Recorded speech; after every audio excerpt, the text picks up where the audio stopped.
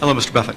I got two short questions. One is, how do you find intrinsic value in a company?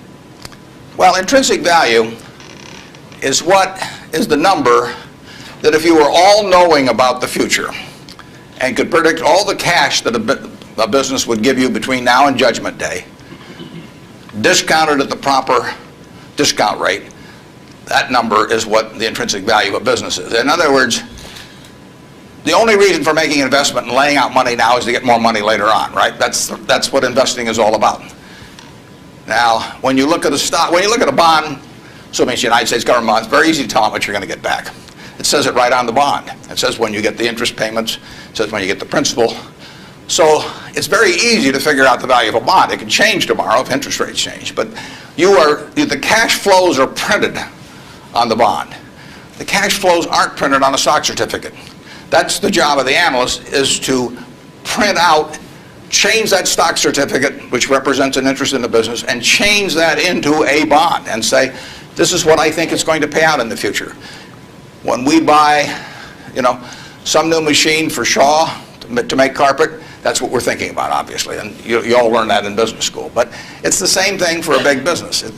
If you buy Coca-Cola today, the company is selling for about $110 to $15 billion in the market. The question is, if you had 110 or 15 billion, you wouldn't be listening to me, but I'd be listening to you incidentally. But the question is, would you lay it out today to get what the Coca-Cola company is going to deliver to you over the next 200 or 300 years? The discount rate doesn't make much difference as you get further out. And that is a question of how much cash they're going to give you.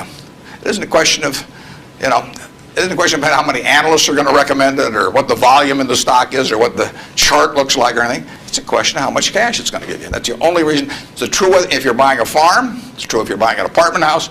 Any financial asset, oil in the ground, you're laying out cash now to get more cash back later on. And the question is how much are you going to get, when are you going to get it, and how sure are you?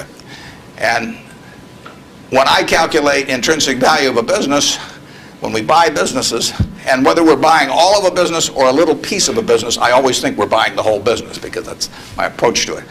I look at it and say, what will come out of this business and when? And what you really like, of course, is them to be able to use the money they earn and earn higher returns on it as you go along. I mean, Berkshire has never distributed anything to its shareholders, but its ability to distribute goes up as the value of the businesses we own increases.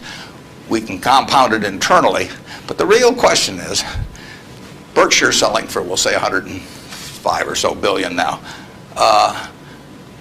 What can we distribute from that 100? If you're going to buy the whole company for 105 billion now, can we distribute enough cash to you soon enough to make it sensible at present interest rates to lay out that cash now? And that's what it gets down to. And if you can't answer that question, you can't buy the stock. You can gamble in the stock if you want to, or your neighbors can buy it. But if you don't answer that question, and I can't answer that for internet companies, for example. There are a lot of companies, there are all kinds of companies I can't answer it for, but I just stay away from those. Number two. So you got formulas involved in finding intrinsic values on certain companies. I mean, you've got a mathematical system set up. Discounted present value of future cash, yeah. Okay. Second short question is, why haven't you written down your set of formulas or your strategies in written form so you can share it with everyone else? Well, I think I actually have written about that.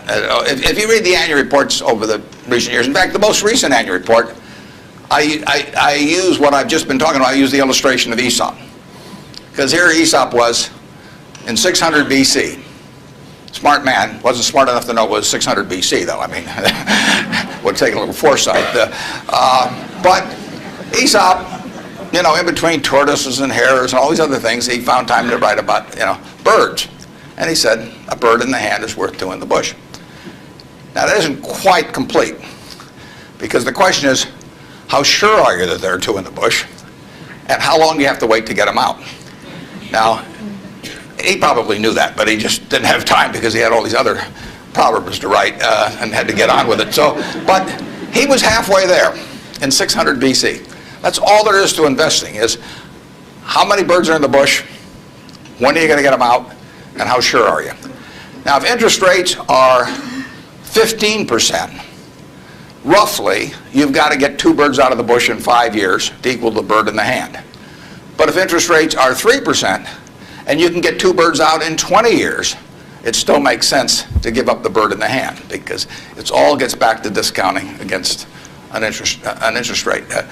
Problem is, often you don't know, not only how many birds are in the bush, but in the case of the internet companies, there weren't any birds in the bush. But they still take the bird that you give them if in the hand. But I actually have written about this sort of thing, and stealing heavily from Aesop, who wrote it some 2,600 years ago.